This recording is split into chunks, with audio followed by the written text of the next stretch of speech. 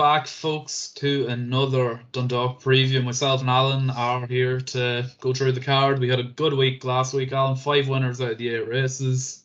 More the same this week? Yeah, Ryan, look, you were flying last week. I only contributed 1, but yeah, more the same this week. I actually fancy a couple, so hopefully I can maybe join your club with a couple of winners this week. Elite club. I have been in profit every week so far this week or this year. So that's always a good record to have.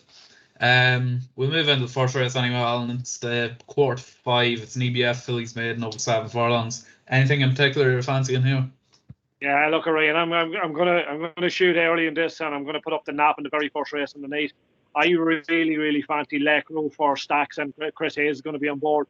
Look, at the last time we seen this filly, she finished third in the Silver Irish EBF Ballyhane Stakes at Naas.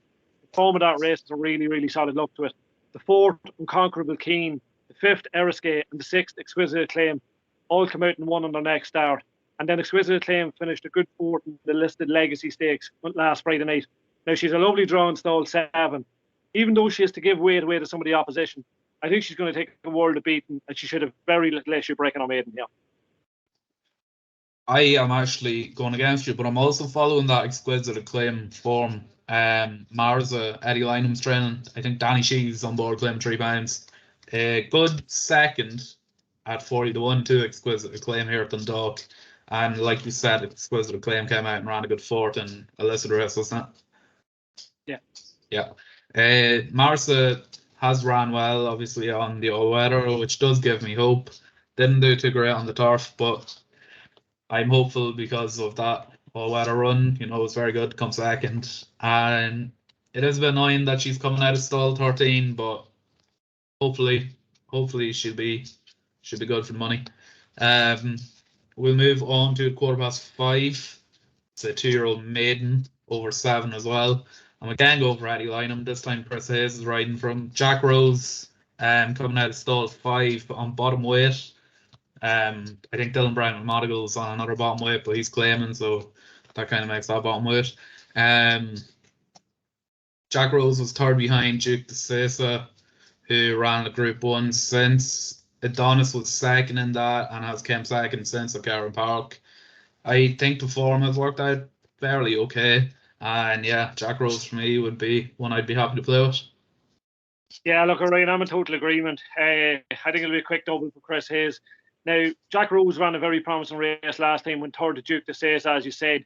The winner of that race was really highly thought of. It's a very smart colt and went on to run in the Vincent O'Brien National Stakes at Curra on the next start.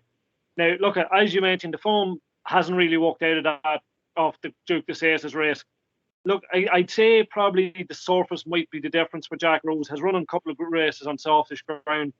He's going to be in receipt of £8 from his likely market rival, Navaggio. I can see him getting his head in front.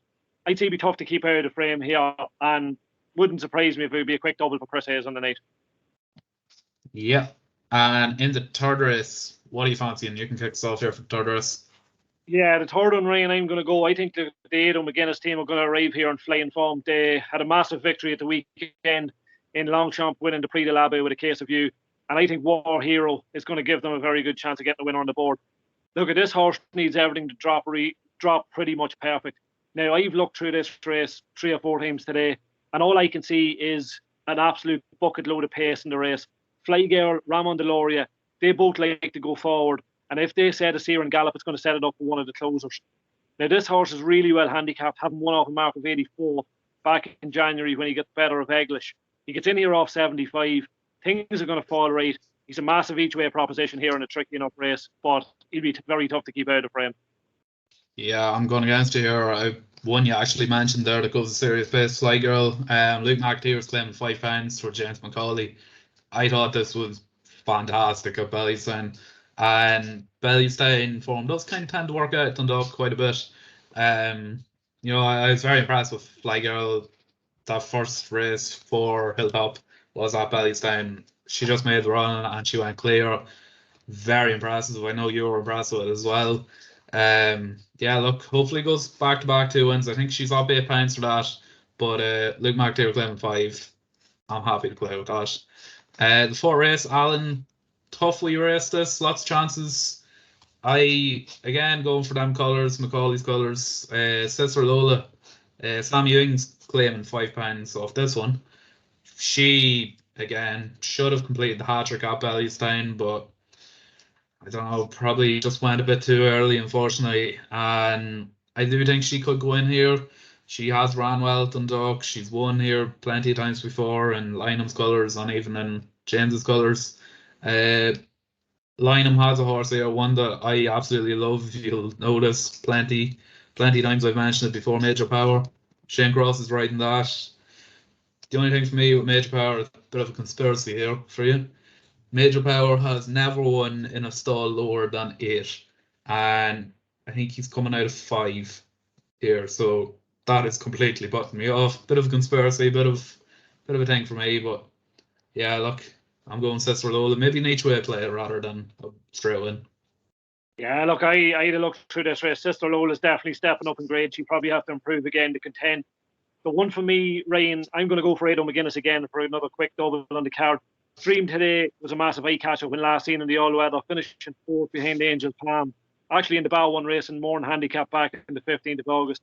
Now, look, we all know that form got a boost last Friday night when Harry's Bow got the better of the Highway Rat. Harry's Bow finished second in that race with the Highway Rat back in 9th. Dream today is very likely raced in the all-weather. I think there's plenty of improvement to come from this fella, and it wouldn't surprise me. Look, at the last time we seen him, he was 5th at That's Mad in the Joe McGrath Premier Handicap at the Curragh. I think that's more than enough to see him in contention. I think he'd be a solid price in around 5-6 to 1, and I'd be happy enough to play. Yeah, good form, like I said. I can completely understand why you've gone for it. That form behind That's Mad has worked out fairly well. Again, a good horse. One that I'm actually quite looking forward to seeing, possibly around Dundalk over the winter, is That's Mad. On to the 6:45, Alan, the 1 mile handicap. I am, call me crazy, going for a Macaulay treble. Myshar, Luke McTeer claiming 5. Again, ran a stormer at Bellewstown and has an absolute superb record around Dundalk. It can't be looked at any other way. 2 wins and a second round Dundalk. That second was just on his second outing. Look, this one's definitely going to be close, and I think it could be Macaulay's best chance on the night. And Myshar's probably my nap of the night, actually. Yeah, look, right, I'm in total agreement here. I think James Macaulay has worked wonders with this horse in recent weeks. He was 4th to Calfac at Punchestown when the race wasn't one to suit, but he impressed me when he got the better of Hod's Girl over 6 furlongs at Dundalk. Now, look, as we know, last time out, he nearly spoiled the Frankie Dettori party at Bellewstown when nearly getting the better of Truba. But look, he's going to be kept busy over the winter months. The trainer commented on this after his victory at Dundalk. But the one thing I noticed in the trainer's comments was he says he will definitely stay a mile. Now, this is to be a step up to the mile. He's nicely drawn his stall too. He's going to get a handy position. He'll be staying on well, and I think a mark of 8, he's well within his reach. He should be tough to keep out of the frame here. Yeah, 100% agree. On to the 7:15. It's a 1 mile 2. It's an apprentice handicap, this one. I am going for Mockles, went from last time. Anthony McCann, Luke McTeer again. That's a treble on the cards, Luke McTeer in my eyes. Again, this has another win on it for me. Definitely will go in again soon. Hopefully goes from the front and just runs them in submission. Ran well last time, probably went a bit too early in truth, but yeah, hoping rather than. Yeah, Ryan, I think I've probably mentioned this for the first couple of weeks there. These last 3 races on the card are very tricky handicaps. You normally get a couple of mile and a quarter and a mile and a half. The one that I'm going to go for is the John McConnell trained Sween of Sheila. Now, I actually put this filly up when it was ran behind Clube last time out. She is she's going to get a £7 pull for 3 1/4 lengths. Now you watch this race back today. Shamie Heffernan had her up close. Now she's going to be drawn out wide. Now, it wouldn't surprise me this time around if Dylan Brown McMonigal changes the tactics. She was keen the last day, so she might just be able to drop in and let her settle into the race. She's been dropped £1 for that run last time out. With luck and running, again, she's probably an each way shout at around 7-8 to 1, but she's definitely deserved of a good chance here, and she should go close. Yeah. The next race, Alan, another apprentice handicap. Like I said, you don't want to be in a rut coming these last 3 races for sure, because it's pot luck basically. I am going for the Castle Beach. Dan King is claiming £7. coming out of stall 17, it's not ideal by any means at all. But does have a good record around Dundalk. The £7 claim is going to leave him well in the weights. I think she should go close. But again, I'm hoping for a decent price, so I'd like an each way punt. Yeah, Ray, and look, as we said, probably the second division of this handicap is probably the toughest puzzle in the night to try and solve. I've spotted something. I think we might see a bit of a punt this race. Owen Christopher McCarthy is going to send Born Leader up to Dundalk from his base in Limerick. Now, it's going to be his only runner. And this year, they're not afraid to put the money down when they fancy one of the horses. They landed a bit of a touch in, I think it was in Killarney or Listowel early in the week.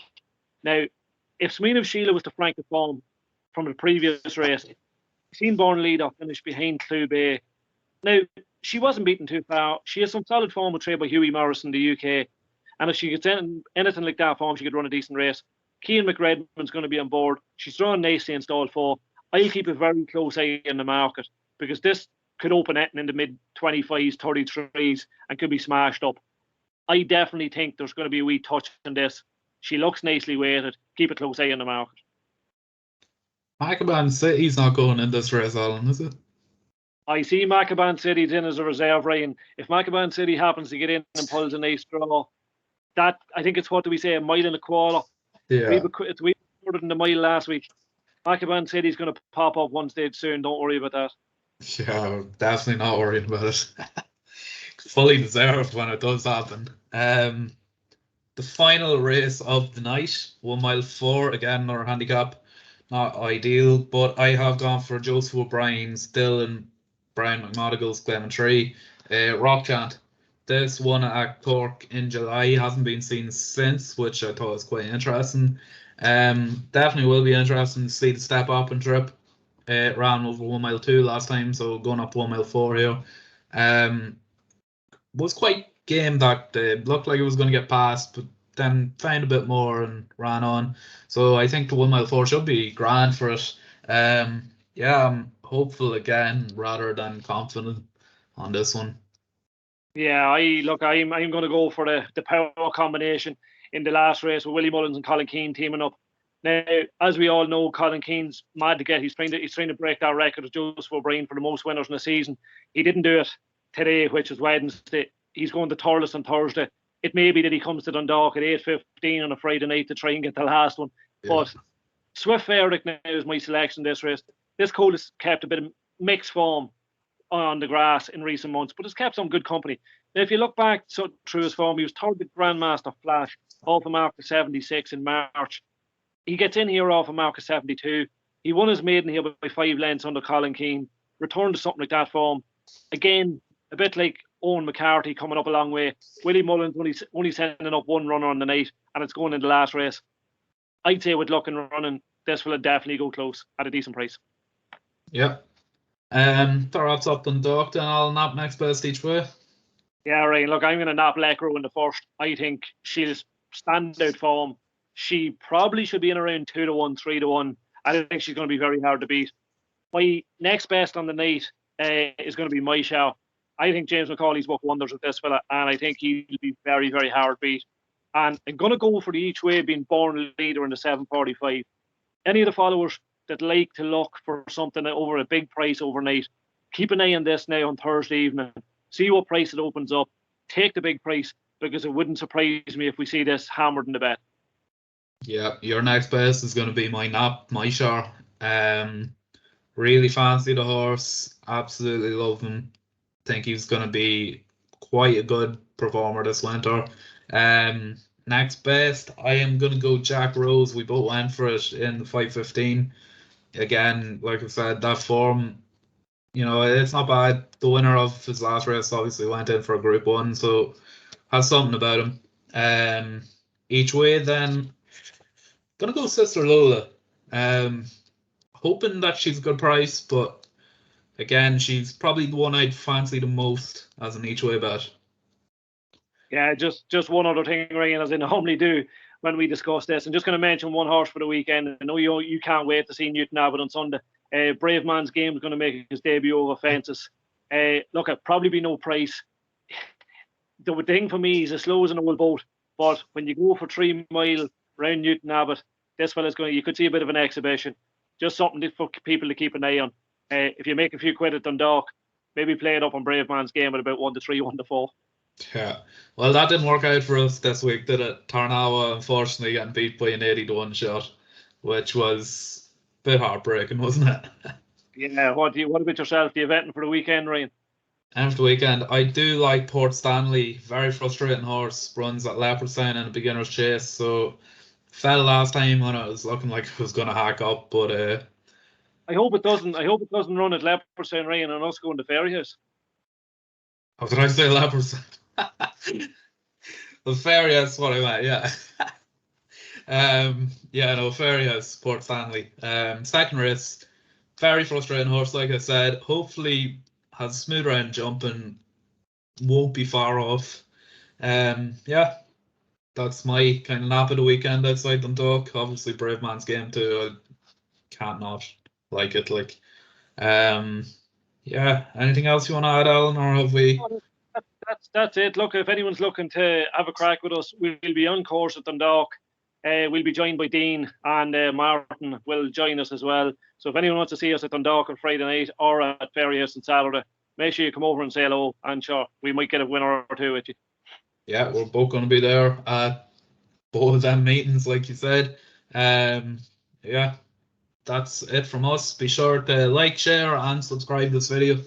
Yeah, cheers, Alan. Thanks, Ryan.